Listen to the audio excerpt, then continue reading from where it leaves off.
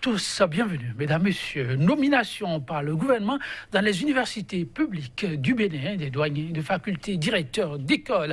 Semaine écoulée, le vin est tiré, avec pour conséquence immédiate des passations de charges aussitôt programmées. Seulement, mesdames, messieurs, ils sont nombreux, les universitaires vertement opposés à boire de ce vin de qualité à ce qu'il paraît. Premier hâte pour le signifier, un sit-in de protestation dans l'enceinte de le ministère de tutelle assorti d'un délai maximum d'1 mois accordé à l'autorité pour revoir sa copie. Les échanges, c'était plutôt dans une ambiance bon enfant. L'autorité reste plus couverte à prendre en compte les préoccupations. Nomination au Bénin des responsables d'entités universitaires. Possible retournement de situation ou une cause définitivement perdue. À la loupe, ce sera donc la grosse interrogation faisant office de thermobunu de votre émission Débat 100% Bénin du jour. À ma gauche, déjà sur ce plateau pour nous accompagner, Jos Perso, Anago, journaliste. Il est le directeur de publication de la DPH, le quotidien, qui a consacré déjà une série d'articles sur ce sujet. Déjà sur ce plateau, on a apprécié avant la confirmation de l'acte. Donc, ce sera avec lui un débat dans la continuité. Jos Perso, Anago, bonjour. Bonjour, cher confrère. Merci de répondre à notre invitation. En face de lui, un visage qui ne vous aura certainement pas échappé. Vous qui avez suivi très attentivement ce sit-in organisé par les enseignants, un enseignant pas comme les autres prudents, Victor Topano, c'est lui qui a accepté de nous accompagner durant ces 45 minutes. Ancien garde des Sceaux, il est professeur de sciences politiques. L'homme a décidé d'accompagner l'initiative jusqu'au bout. Il était en personne sur le terrain. Prudent, Victor Topano a accepté de nous accompagner aussi pour ce plateau. Victor Topano, bonjour. Bonjour. Merci pour la disponibilité. C'est un plaisir. Un plaisir vraiment partagé. Mesdames, Messieurs, les jours passent, mais au niveau de l'université d'Abomey-Calavi et toutes les autres universités, il y a une préoccupation qui taraude les esprits, c'est bien cette nomination par le gouvernement des douaniers de facultés et directeurs d'écoles dans les universités publiques du Bénin. La tension reste toujours vive dans le monde universitaire. Week-end écoulé, ils ne sont pas allés du dos de la cuillère. Les enseignants mécontents pour exprimer leur ras-le-bol se fit, comme je le mentionnais, au travers de sit-in. Pour vous qui n'avez pas suivi ce dont il est question, retour sur ces images et ensuite nous reviendrons sur le plateau pour l'émission Débat proprement dit. La régie. Bientôt nul ne devra plus s'étonner de constater qu'au Bénin, les entités académiques sont transformées en des structures politiques avec à la clé des diplômés de grades fabriqués de toutes pièces par les hommes politiques. L'intersyndicale des universités nationales du Bénin s'insurge contre la remise en cause des libertés académiques. C'est à travers un sit-in organisé sur le parvis de leur ministère de tutelle que les enseignants supérieurs ont exprimé leur mécontentement face aux diverses réformes gouvernementales dans le secteur, en particulier la dernière en date. Il s'agit du décret 2018-441 du 20 septembre 2018 portant mesures transitoires à la mise en œuvre de la réforme de la gouvernance des universités publiques au Bénin. Les enseignants du supérieur réunis au sein de l'intersyndicale des universités nationales du Bénin viennent par la présente déclaration attirer l'attention du chef de l'État et de son gouvernement sur le caractère inefficace et très nocif de la désignation par nomination directe des responsables académiques dans les universités nationales du Bénin. Il condamne avec la plus grande fermeté cette décision et s'indigne de l'ingérence grandissante du politique dans la gestion quotidienne des affaires académiques au Bénin, portant ainsi gravement atteinte aux normes universitaires qui régissent le fonctionnement de l'enseignement supérieur. Des revendications qui ne sont visiblement pas tombées dans des oreilles de sourds. Nous allons déposer le document au gouvernement qui a pris acte de vos revendications et nous allons y réfléchir. Nous sommes tous ensemble pour bâtir ce pays, pour assurer une formation de qualité à la jeune génération.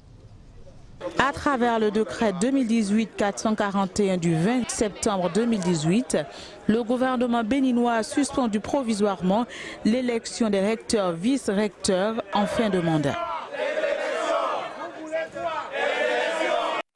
Eh bien, ce fut là un compte-rendu du sit-in des enseignants font debout contre cette réforme qui a pris corps depuis quelques jours. Jospezo Anago, vous avez accordé une attention toute particulière à cette sortie des enseignants. Vous rappeliez que ça fait longtemps ça qu'on a vu les enseignants universitaires organisés de cette façon et se comporter de la sorte. C'est quoi la particularité de cette sortie que vous avez bien voulu partager avec vos lecteurs, qu'on va élargir à nos téléspectateurs par ici? Merci, cher confrère. C'est plein d'amertume que je constate que le Rubicon a été franchi. Sur le plateau précédent, je le disais sans être un prophète, que le gouvernement irait dans cette logique. Vous m'aviez peut-être pas cru. C'est bien dommage que ce que nous avons comme personnalité, le gratin même, c'est-à-dire ceux qui font ce lieu de savoir, qu'on les retrouve dans la rue, sur l'asphalte, assis à même le sol, pour pas réclamer des salaires, pour réclamer ce qui est du domaine du droit, des normes. Cela gêne aux entournures. Et lorsque cela se passe dans notre pays, le Bénin, avec l'histoire qui nous caractérise, il y a des raisons d'être désolé, il y a des raisons de se poser des questions. Ceux-là qui étaient à ce sitting ne sont pas des enfants, ne sont pas des moins que rien. Je ne dis pas que notre société est considérée de moins que rien. Mais alors là, c'est la crème de l'intelligentsia béninoise. Des gens par qui nous apprenons, des gens qui nous donnent solution à nos problèmes. Des scientifiques, des pédagogues, des sachants qui sont vus obligés de se mettre dans la rue, dans cette posture, juste pour interpeller le gouvernement. Mais ce n'est pas la première interpellation. Je l'avais rappelé ici, il y a eu déjà des rencontres. Ils ont rencontré ces enseignants supérieurs, avaient déjà rencontré leur ministre de tutelle. Et tout à l'heure... Alors, il faut percevoir cette manifestation comme la réponse à un trop-plein de ras-le-bol non satisfait. Tout à fait. Et ce n'est malheureusement que le début. Je ne voudrais pas verser dans le pessimisme, mais je me dis que les jours à venir, les semaines à venir ne promettent pas une avancée notable dans la résolution de ce problème que le gouvernement a créé de toutes pièces. Parce que le ministre disait tantôt que nous avons pris... On reviendra sur le contenu. Voilà. Vous permettez, nous, on vous a vu sur ces images, vous y avez pris part, comme je l'ai dit. Et quel effet cela a fait de revoir cette manifestation? Écoutez, ça rappelle en moi tout simplement la gravité des faits. Nous ne sortons pas tous les jours. Nous ne sortons pas pour n'importe quelle raison. Les enseignants du supérieur, surtout à partir d'un certain niveau, sont beaucoup plus retenus. Et quand ils en arrivent, ainsi qu'il le rappelait tantôt, à accepter le principe de s'asseoir au sol, c'est juste pour exprimer toute la gravité de ce qui est en cause. Et ce qui est en cause, peut-être faut-il le rappeler, c'est le désir du président de la République, disons son gouvernement, puisque en septembre dernier, il y a eu un décret, et que juridiquement, les décrets engagent le président de la République, a voulu suspendre par un décret les dispositions relatives à l'élection des recteurs et de ses vice-recteurs, des directeurs et de leurs adjoints.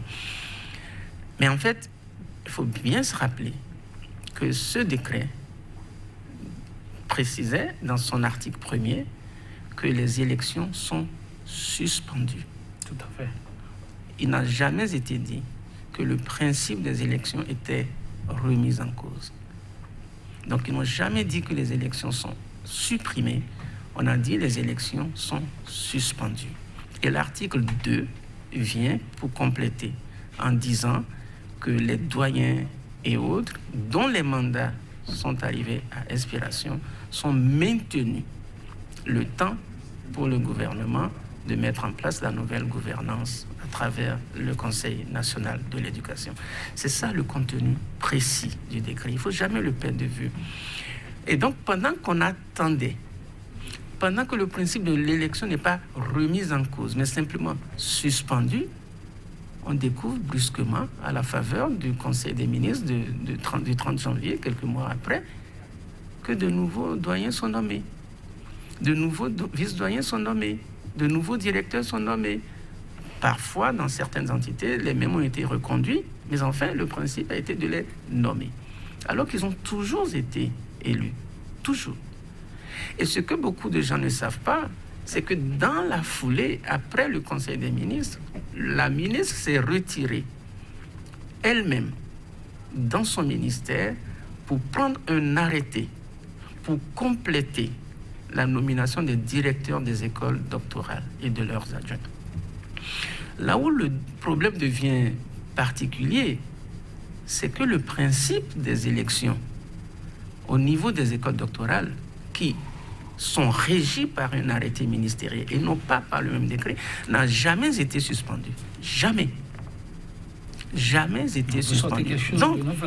non, c'est pas nouveau. L'arrêté existe. Oui, l'arrêté existe. C'est l'arrêté numéro 2019 041 MERS du 30 janvier, le même jour. C'est-à-dire quoi? Donc les directeurs sont aussi, remplacés. Oui, nommés alors même que leurs mandats ne sont pas encore arrivés à expiration. Ils ont été élus en 2017 pour 3 ans. Ils font 1 an et demi en ce moment.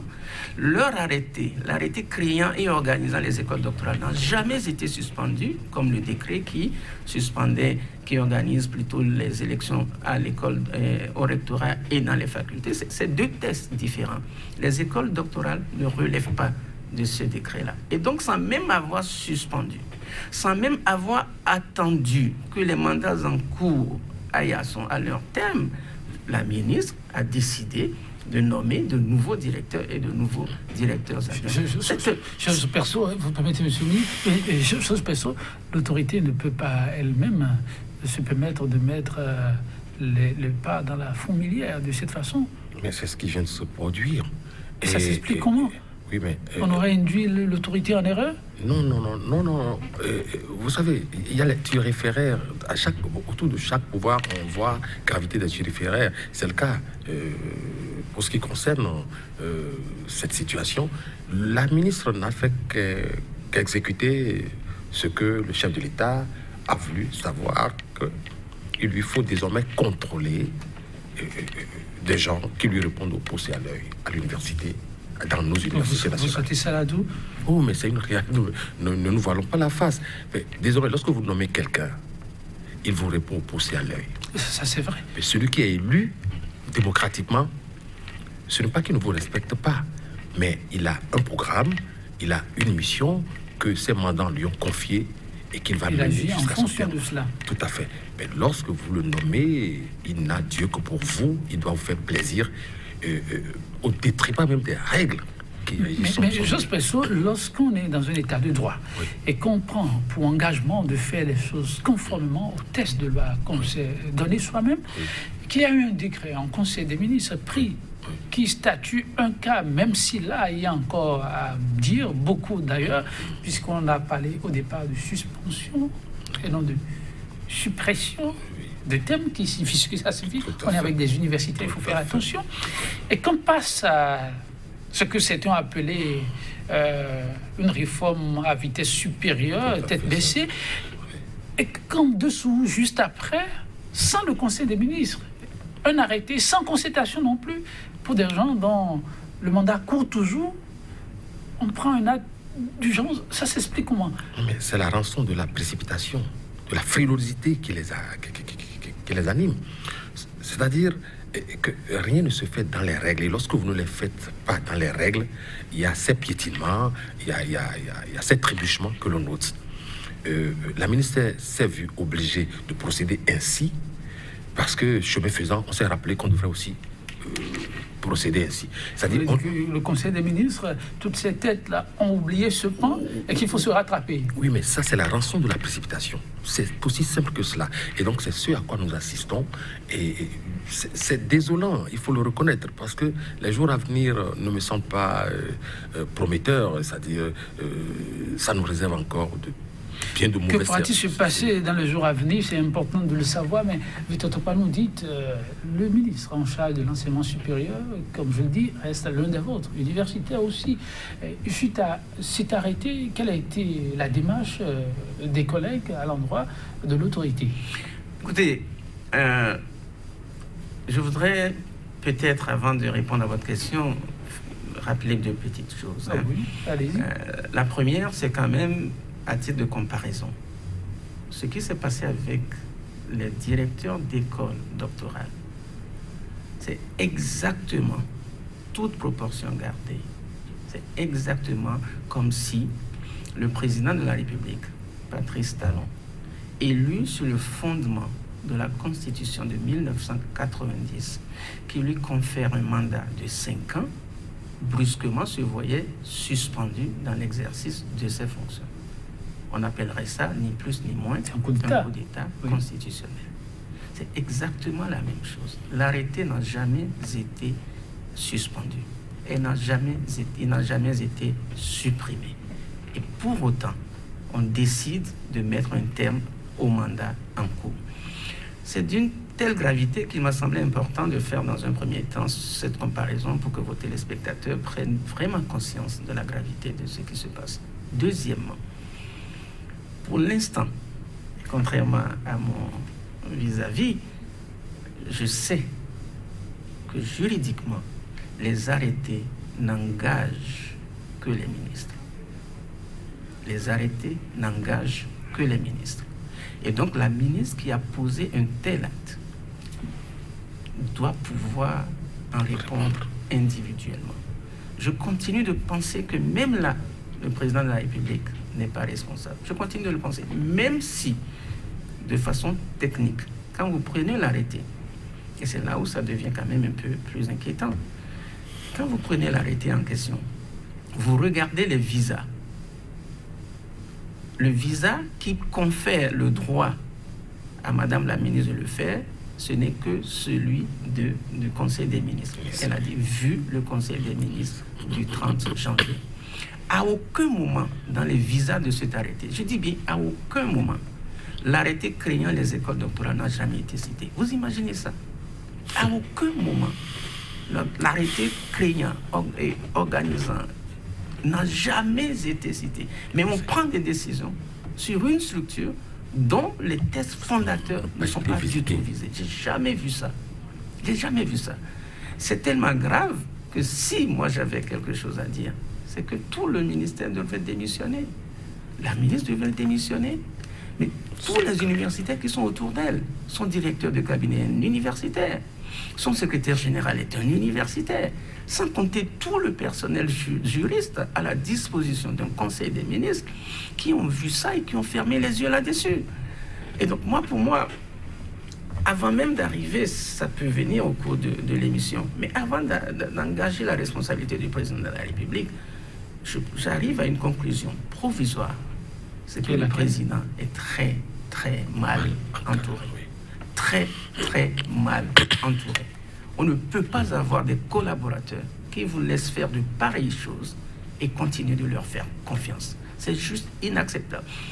Avant eux, Dieu merci, j'ai eu la chance d'avoir été au contact du pouvoir d'État. Je sais aussi comment ça fonctionne.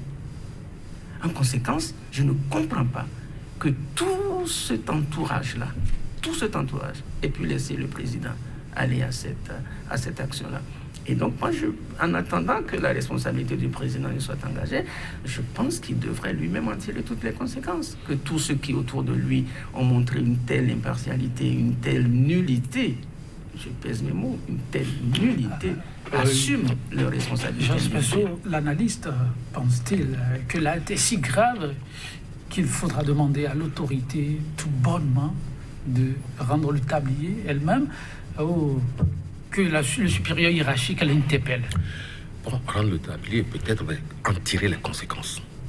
En tirer toutes les conséquences. Et comme nous sommes dans un pays où les actes posés n'engagent souvent pas réellement leurs auteurs, bon, je ne serais pas surpris que Madame la ministre reçoive des palmes d'or pour avoir posé ce genre d'acte qui est décrié, prévale l'appui par le professeur.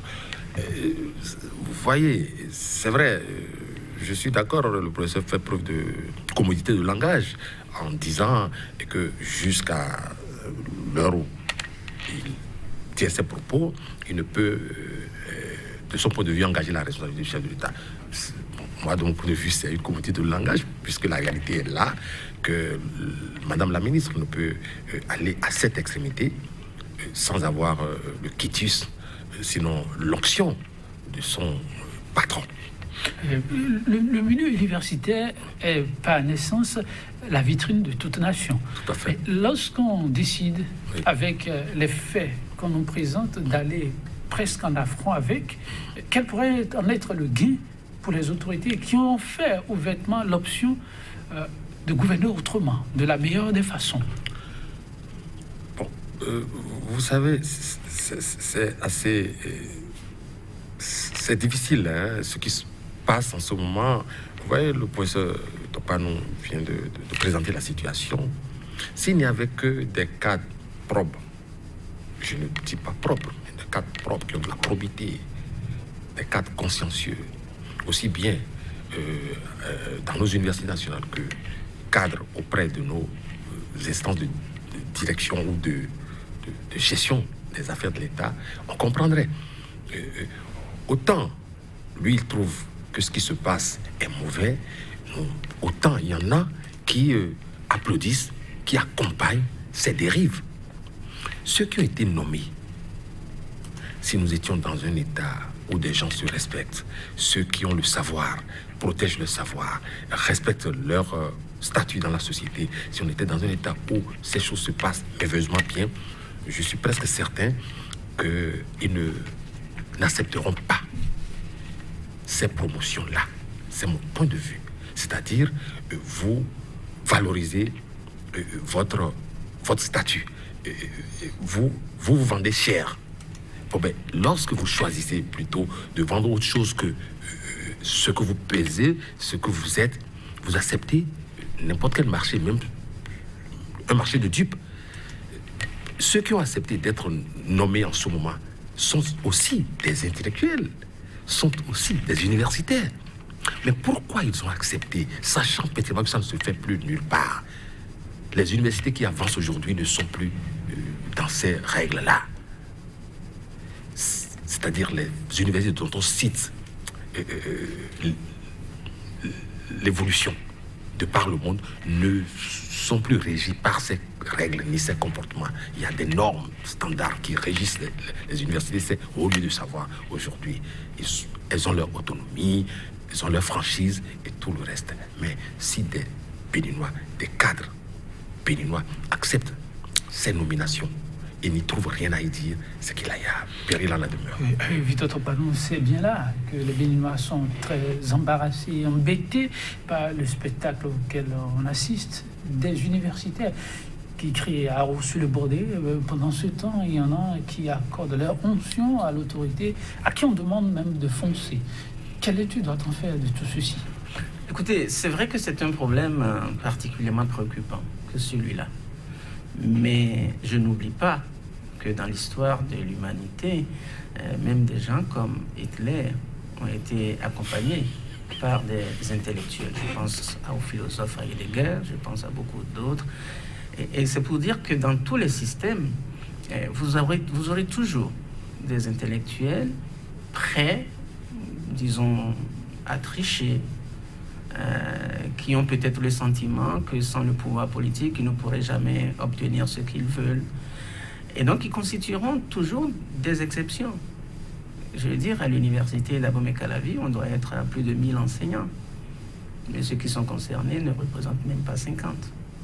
Donc, c'est pour dire que, quelque part, on peut les comprendre. Moi, je prends le cas particulier de la FADESP, de notre faculté, la faculté de droit et de sciences politiques. Celui qui a été nommé directeur de l'école doctorale s'est présenté récemment à l'élection de chef de département de droit public. Dans un département où il y a 13 enseignants, il n'a eu que 3 voix. Il était candidat unique. Candidat unique. Candidat unique. Ah, c'est symptomatique de quelque chose. Pareil pour celui qui a été nommé vice-doyen de la faculté de droit. Il était candidat au poste de chef de département sciences politiques. Dans un département où il y a 9 enseignants, il n'a eu que 2 voix. Il était candidat unique. Et enfin, celui qui est nommé doyen, dont tout le monde dans le milieu universitaire connaissait la moralité douteuse. Il a cumulé à lui seul 3 fonctions, 2 fonctions publiques et 1 fonction privée. Il était rattaché à la faculté de droit de l'université Tchekata Diop de Dakar. C'est de là-bas qu'il a trouvé son poste à Cotonou. Il n'a pas démissionné de là-bas. Il a fonctionné dans les 2 universités simultanément, malgré les protestations de ses collègues. Pour couronner le tout, il s'est fait nommer, en plus de ces 2 fonctions, au poste de directeur des études à l'université catholique de l'Afrique de l'Ouest, UCAO, à Abidjan. Il a fallu toute la dextérité des Sénégalais pour dire trop, c'est trop. Et ils ont engagé une procédure contre lui. Et c'est pendant que la procédure était en cours qu'il a fini par démissionner. Celui-là ne s'est jamais présenté à une élection chez nous. Et s'il s'était présenté, non seulement on le lui aurait rappelé, mais en plus on lui aurait rappelé qu'il est quand même actuellement un acteur politique majeur, puisqu'il est le président du parti de Diogbenou. Même s'ils ont été fondus. Pour les téléspectateurs, Diogbenou, vous savez, oui, Alternative citoyenne, qui est Diogbenou étant actuellement le président de la Cour constitutionnelle. Voilà celui qu'on nous envoie à la tête de la faculté. Mais c'est des gens qui, de toute façon, n'auraient jamais, mais je dis bien jamais, n'auraient jamais pu être élus. Et c'est parce qu'ils savent qu'ils ne peuvent pas être élus qu'ils sont obligés de faire ce jeu. Pourquoi nous empêcher à ce moment-là de dire que parce que ce monsieur à qui on a peut-être promis un poste depuis 3 ans, qu'on n'arrive pas à recaser pour des raisons que je ne sais pas, on finit par l'envoyer dans une fournaise en sachant bien que le principe, c'est l'élection et non pas la nomination. Et il accepte. Et il va à la télé sur une de vos chaînes concurrentes, Zone Franche, pour expliquer. Et est-ce que vous avez entendu les explications qu'il a données? Nous les avons suivies. La première des explications qu'il donne, c'est les relations interpersonnelles à l'intérieur de la faculté. Mais j'ai trouvé ça scandaleux. Les relations interpersonnelles à l'intérieur d'une faculté relèvent désormais des prérogatives du pouvoir exécutif de notre pays. Je ne sais pas s'il s'était entendu parler. S'il y a des problèmes interpersonnels, dans le pire des cas, la justice peut être saisie. Dans le pire des cas. Mais si notre pouvoir exécutif veut nous dire qu'il n'a rien d'autre à faire que de s'occuper des relations interpersonnelles des enseignants à l'intérieur d'une faculté, et qu'au nom de ces relations, fussent-elles dégradées, on remet en cause le principe de l'élection, et qu'il se trouve que ce monsieur vient le défendre, c'est à désespérer. Et c'est bien ça l'image négative que certains d'entre nous envoient à l'opinion.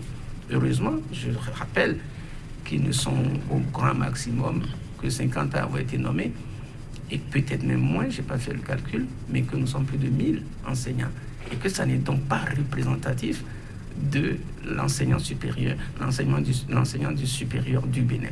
Mais c'est quand même particulièrement intriguant.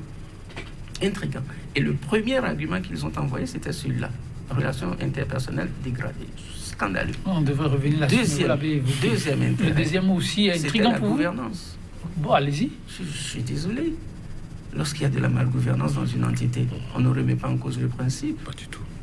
On sanctionne. On sanctionne celui qui est auteur de la mauvaise gouvernance. Figurez-vous, un seul instant, quand on fait la projection sur la société, on dit parce qu'il y a eu une élection, qu'il y a quelqu'un qui a été élu, et qu'il y a une opposition qui manifeste, on doit cesser de faire les élections. Parce que les élections sont contestées, ou soit parce que l'opposition et les membres de l'exécutif ne s'entendraient pas, donc il faut cesser d'aller aux élections. C'est quand même extraordinaire.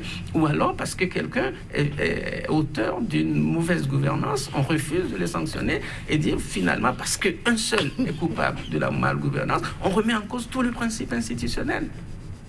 Attendez, il y a quand même un problème. Et que des collègues qui aspirent à diriger viennent tenir ces explications-là à la télévision, c'est plutôt désespérant pour notre catégorie. C'est pour ça qu'il faut que nous résistions. Ah oui, et c'est ce que nous allons faire, aussi bien collectivement qu'individuellement. Intéressant à prendre, mais ça coupe pratiquement les éboupiers quand on suit ça. Le Bénin adoubé, respecté, pour cette tête bien faite, il faut souligner. Ils sont très sollicités, ces universitaires, mais c'est vrai que quand on a suivi ce qu'on a suivi, et que le professeur a rappelé, et que je pensais on allait aborder presque en dernière position, on est presque perdu. On se demande comment l'autorité a pu en arriver là. Et quelle autorité en plus? Parce qu'on ne peut pas oublier que ce qui a été prôné avec l'équipe actuellement en place a fait rêver plus d'un. Et là, beaucoup ont déchanté. Oui, mais on espère simplement qu'il a été question d'une fausse route faite et que ça peut être corrigé. Nous n'allons pas désespérer. Mais certains l'ont dit comme une boutade, que les promesses électorales n'engagent que ceux qui y croient. On a vu le chef de l'État, pour ce qui me concerne, c'est vrai, je ne fais pas de la discrétion en disant qu'il y a même des vidéos qui circulent sur les réseaux sociaux qui rappellent toutes les bonnes promesses du chef de l'État pour la presse de notre pays. À l'arrivée, aujourd'hui, il y a des journaux qui sont interdits de parution. Pourtant, le chef de l'État disait, à notre avènement, il n'y aura pas ça. Bref, je ferme ma parenthèse pour dire que les promesses, d'accord, le gouvernement actuel et son chef nous rabâchent les oreilles tous les jours que Dieu fait pour dire qu'il y aura des réformes à travers lesquelles les Béninois seront les plus heureux au monde. Et lorsqu'on regarde ce qui se passe déjà au niveau de l'université, de nos universités nationales, il y a des raisons de s'inquiéter davantage. Ceux pour qui on destine ces réformes n'ont pas été associés à la réflexion, n'ont pas été associés aux décisions qui sont prises, dit-on, pour leur bien. Ça pose tout le problème. Vous aviez évoqué tout à l'heure l'image du Bénin au-delà de nos frontières. C'est vrai, ça s'est écorné. Il faut avoir le courage de le dire. Avant, lorsque vous allez dans les pays d'à côté ou même au-delà, vous avez des raisons de vous sentir peureux, d'en apprendre même à ceux qui sont autour de vous. Mais il y a longtemps que cela a évolué. Mais j'espère, dans le cas d'espèce, vous croyez que l'autorité a vraiment toutes les informations que le professeur nous a présentées tout à l'heure concernant le cas d'espèce, avoir toutes ces informations et pourtant procéder à la nomination d'une personnalité comme celle-là?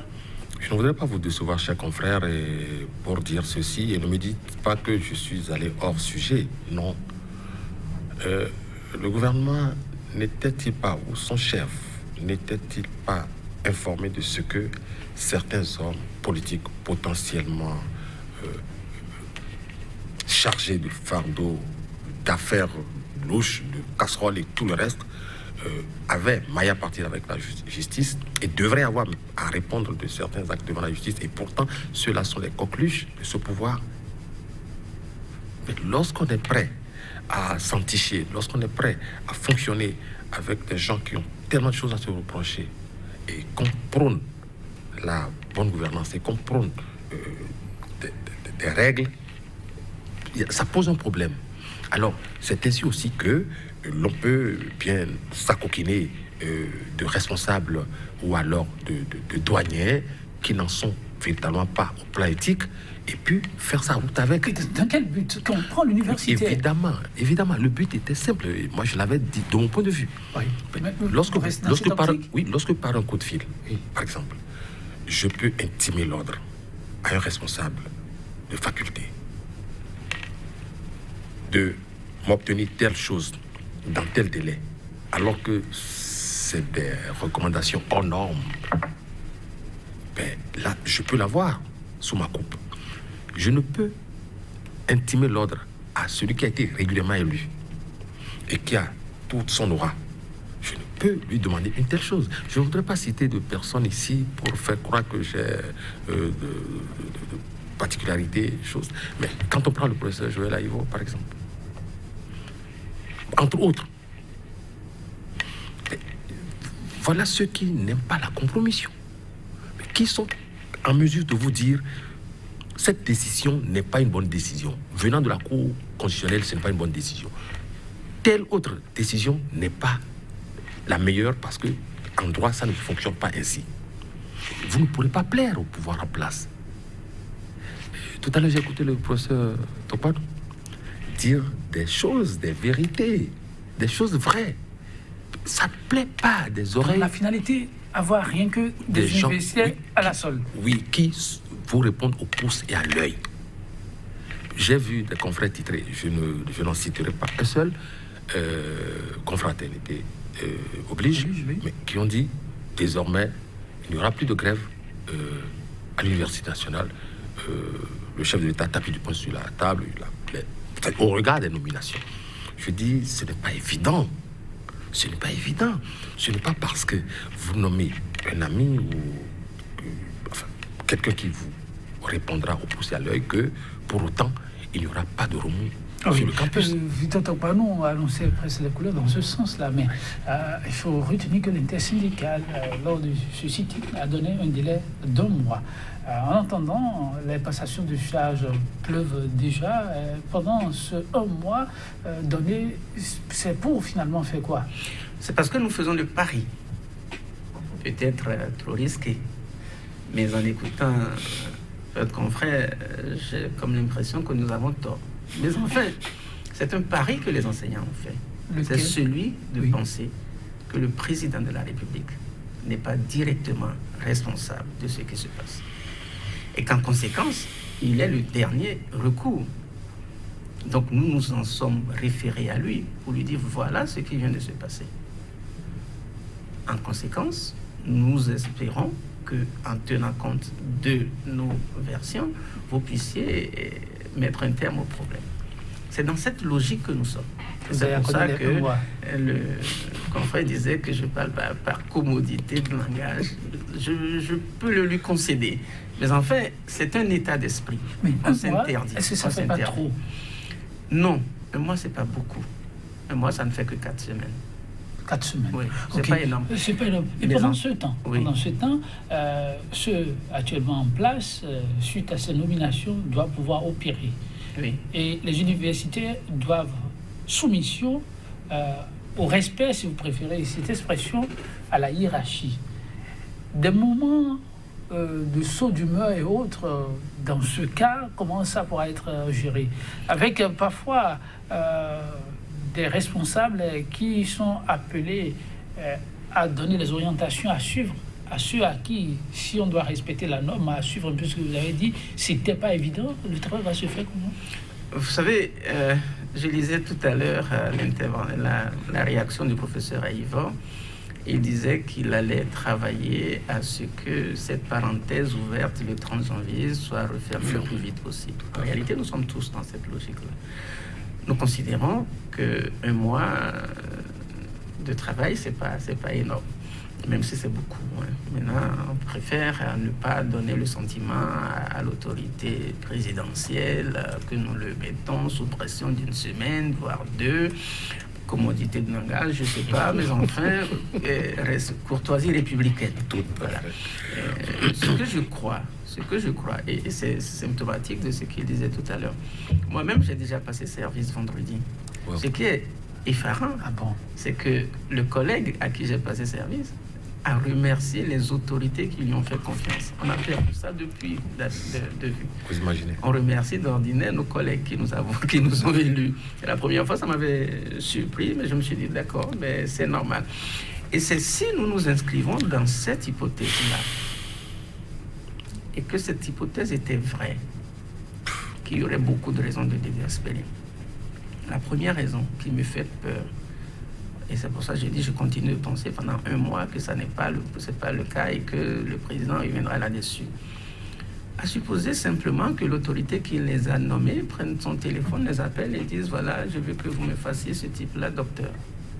On lui donne le doctorat comme ça. C'est aussi parce qu'il a l'obligation de reconnaissance vis-à-vis de celui qui l'a nommé. Bien sûr. Et qui ne peut pas dire non, alors que s'il était élu, il pourra dire, mes collègues ne vont pas me rater si jamais je fais une telle déviance. On est surveillé lorsqu'on a la légitimité. Et ceux qui sont là aujourd'hui, pendant 1 mois, nous espérons que ça ne durera que le temps de ce délai-là, c'est des gens qui n'ont aucune légitimité. Non seulement je viens de démontrer comment est-ce que sur le plan légal, ils n'ont même pas de légalité, mais en plus, ils n'ont pas de légitimité. Ni légalité, ni légitimité.